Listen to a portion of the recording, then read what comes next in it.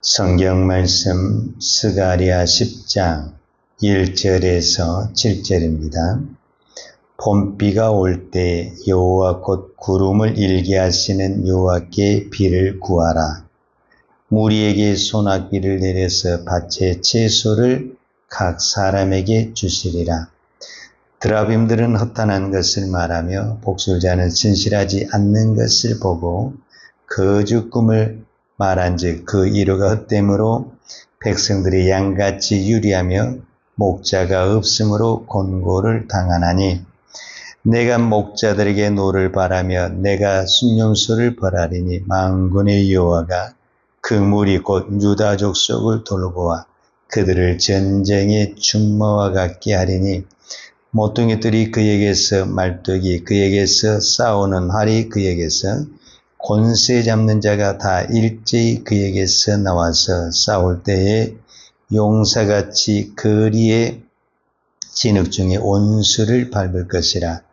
여호와가 그들과 함께한즉 그들이 싸워 말단 자들을 부끄럽게 하리라. 내가 유다 족속을 견고하게 하며 요셉 족속을 구원할지라. 내가 그들을 궁일이 여김으로 그들이 돌아오게 하리니 그들은 내가 내버린 일이 없었음 같이 되리라.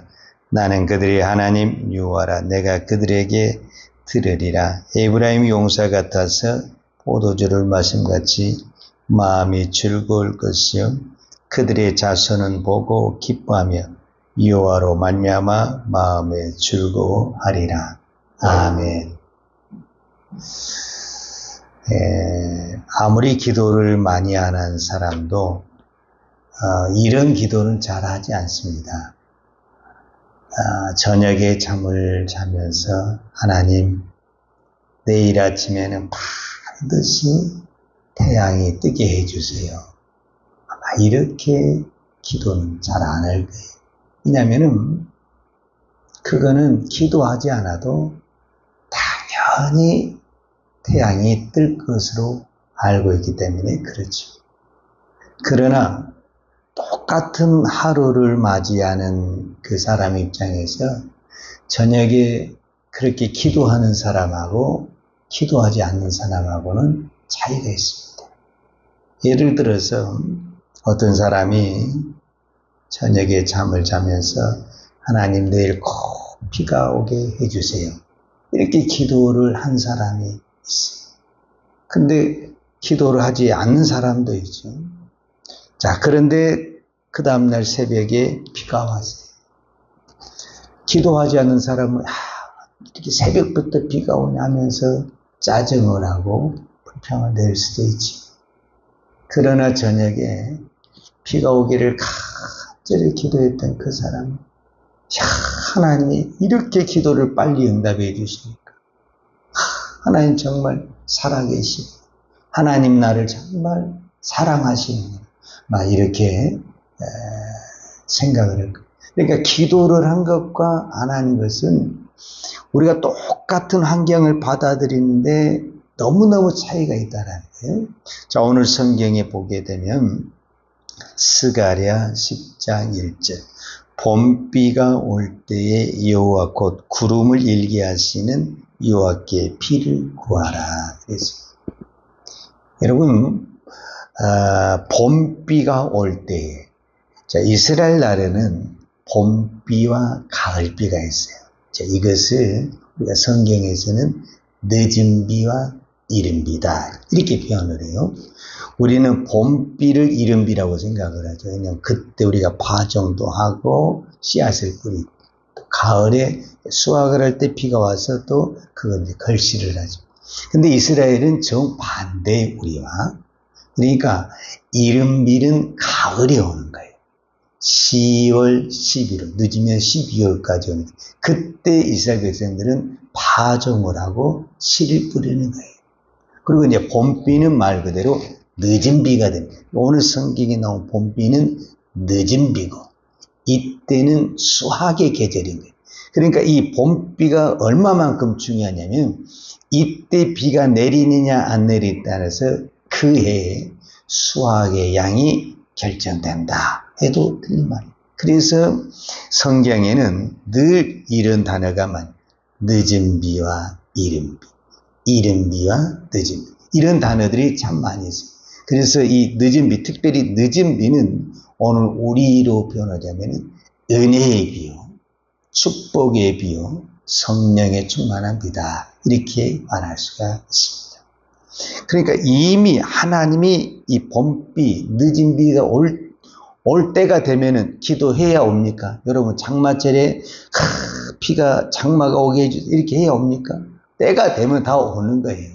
그런데 기도를 하라. 이렇게 이야기를 하십니다.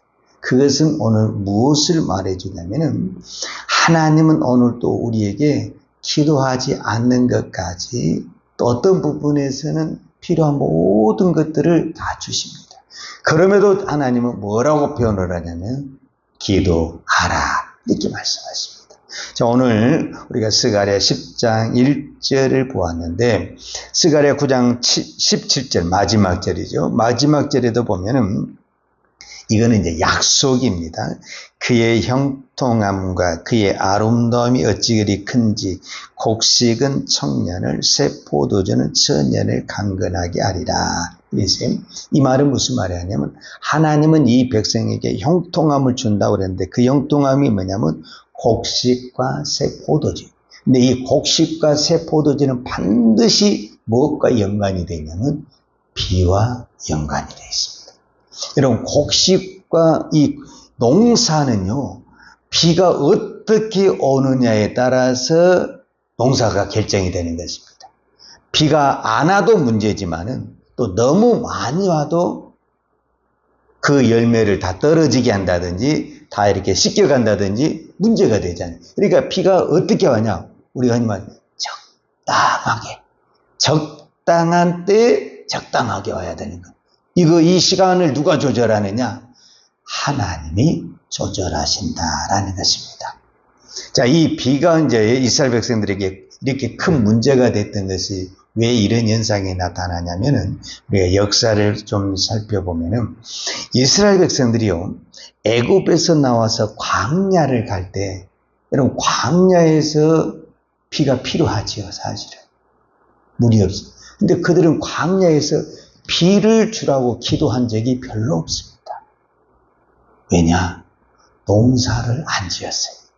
광야에서는 농사를 짓지 않냐고 하나님이 직접 만나를 공급해 주셨어요. 날마다 눈 뜨면 그냥 만나가 내려오는 거예요. 그러니까 농사를 안 지었어요. 그리고 실제적으로 광야에서는 농사를 지을 수 없는 땅이었고 늘 이렇게 이동을 다녀야 되니까 농사를 지을 수 있는 그런 환경이 아니었다 해도 맞는 얘기잖아요. 그런데 이제 무슨 문제가 생기냐면 가나안 땅에 딱 들어오니까 이제 이스라엘 백성들이 전쟁을 통해서 이제 가나안 땅에 무엇을 했냐면 땅의 분배를 받잖아요. 하나님의 축복이죠. 여러분, 옛날이나 지금이라 우리가 땅의 어떤 그 분배를 받았다는 건 놀라운 축복이죠. 근데 땅의 축복을 딱 받으면서부터 무슨 현상이 나타나게 되냐면은 비가 안 옵니다. 맞아. 만나가 내리지 않습니다. 이스라엘 백성들이 이제 가나안 땅에 들어가서 다 좋았는데 더 이상 만나가 내리지 않습니다. 그럼 이제 그때부터는 무엇을 해야 되느냐? 농사를 지어야 됩니다. 농사를. 그러니까 광야에서는 농사를 안 짓기 때문에 비를 달라는 기도를 할 필요가 없었어요. 근데 가나안에 와서 농사를 딱 지려고 보니까 농사를 지는데 가장 결정적인 것이 무엇인가를 깨닫게 되냐면은 비라는 것을 깨닫게 되었습니다. 그런데 왜 이 가나안이나 즉 블레셋이나 이 바벨론이나 이 이방의 신들이 바알 신을 그렇게 추종을 하게 되냐면 이 바알의 신이 무슨 신이냐면 비를 주관하는 신이다라는 겁니다. 그러니까 그 사람들은 다 농사를 짓는 사람들이거든요. 농사를 짓는 사람에게는 비가 어떻게 내리느냐에 따라서 그해 수확이 결정이 되는 거예요. 그의 수확은 단순히 수확으로 끝나는 것이 아니라 이제는 뭐가 되냐면은 내가 광야에 있을 때는요, 창고가 필요 없었어요. 왜? 그날 내리기 때문에 쌓을 어떤 양식도 없었고 또 이동을 하기 때문에 이 양식이 많은 것이 오히려 불편했어요. 그런데 이 가나안 땅에 딱 들어오다 보니까 농사를 짓게 되고 땅이 있게 되고 창고가 있다 보니까 누가 더 많은 이제 재물을 쌓기 시작을 하는 거예요. 그것에 따라서 이제 사람의 신분이 달라지고 사람의 권위가 달라지고 사람의 위치가 달라지게 되는 거예요. 이제 이때부터 사람들은 이제 뭐가 생기는 거예요? 욕심이 생기고 탐욕이 생기는 거예요. 그래서 어떻게 해서든지 더 많은 수확을 내고 싶은 인간의 탐욕이 나오게 되는 거예요. 그러니까 이제는 하나님이 주신 것으로만 만족하지 않냐고 바알을 섬기든 누구를 우상을 끌어오든 간에 비만 많이 오게 해서 수확만 많이 거둘 수 있다면 그 일을 해야 되느냐 안 해야 되느냐 이런 문제가 생기게 돼요. 그러다 보니까 자연히 이스라엘 백성들이 하나님을 떠나는 것은 아니에요. 하나님을 섬기고 있으면서도 더 많은 수확을 맺으려고 더 많은 것을 갖기 위해서 우상을 섬기고 바알을 섬기고 세상을 쫓았다라는 것을 볼 수가 있습니다. 그러니까 오늘 우리의 믿음도 우리가 하나님을 안 믿는 건 아니잖아요. 하나님을 믿음에도 불구하고 우리의 욕심과 우리의 탐심이 하나님이 주신 광야에서 주렸던 만나로 만족했던 것처럼 하나님이 이때 비를 이만큼만 줬다. 그러면은 그 양식으로 먹고 살아라 그 말이거든요.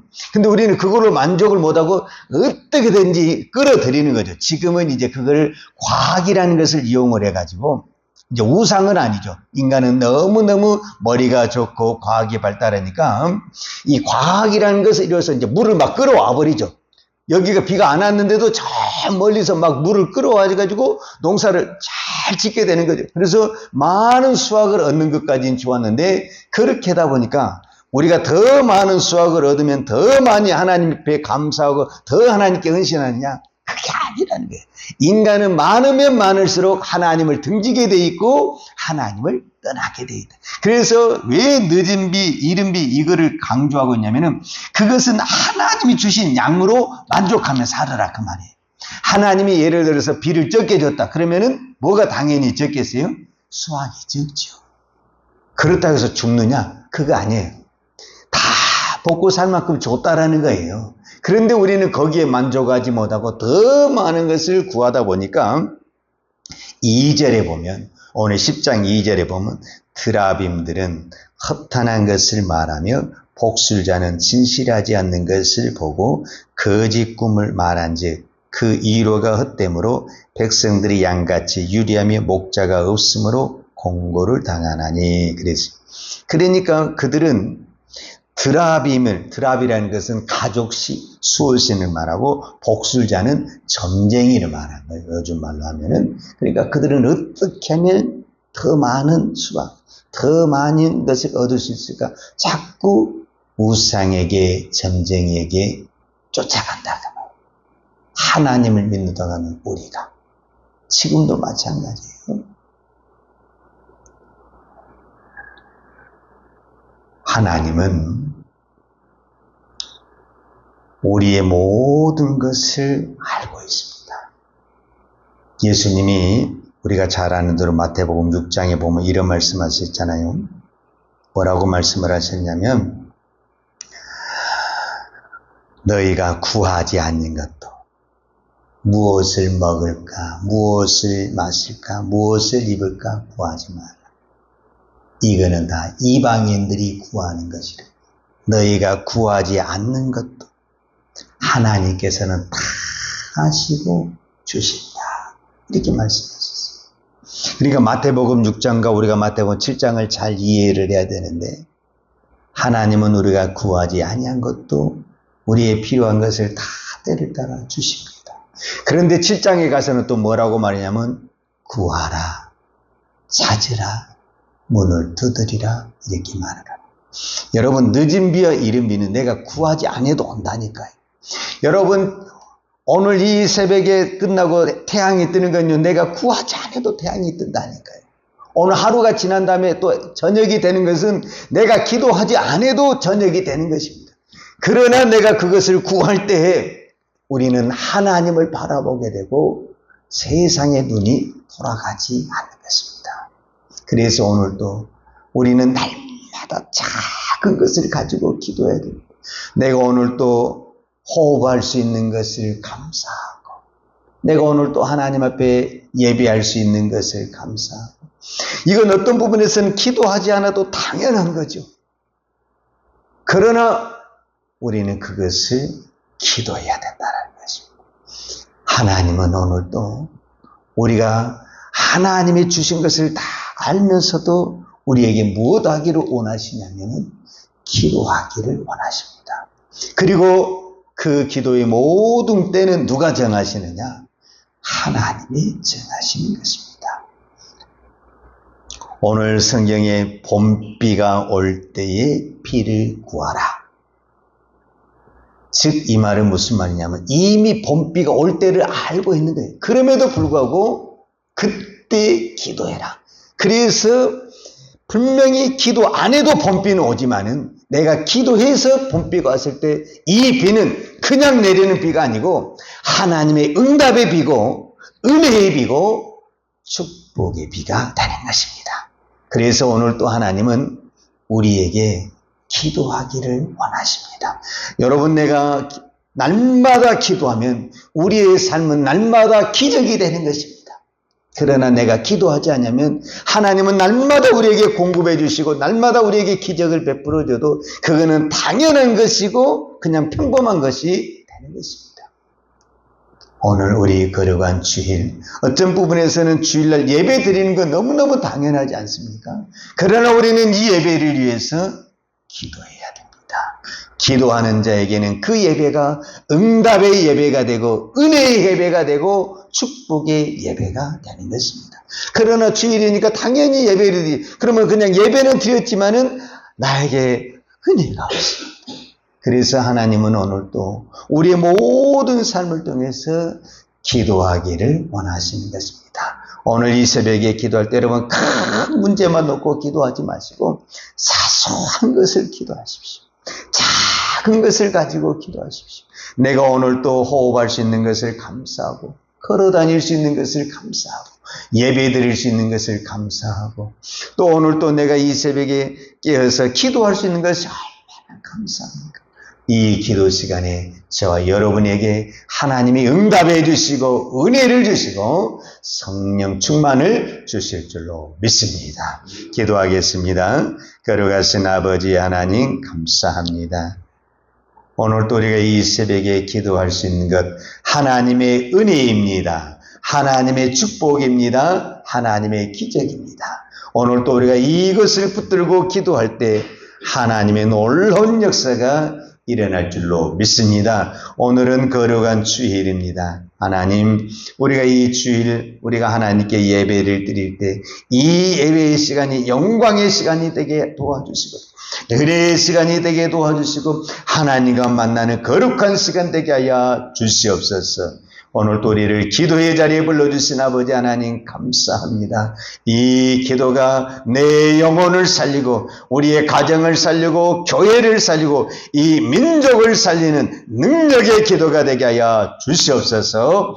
예수님의 이름으로 기도하였습니다. 아멘. 유하는 내게 복을 주시고 너를 지키시기를 원하며 유하는 걸굴로 내게 비추사 은혜 베푸시기를 원하며 유하는 걸굴을 내기를 향하여 되사 평강 주시기를 원하노라. 이제는 우리 주 예수 그리스도의 은혜와 아버지 하나님의 그 크신 사랑과 성령님의 풍성한 은혜가 오늘 또 날마다 기도하며 하나님의 은혜를 구하며 살기를 원하는 사랑하는 주의 종들 머리머리 예와 이 나라의 민족과 한국 교회 위에 온 열방의 이 생명의 복음을 증가하는 선교사님들 예와 사랑하는 주의 자녀들 머리 위에 이제로부터 영원토록 함께 있을지어다. 아멘.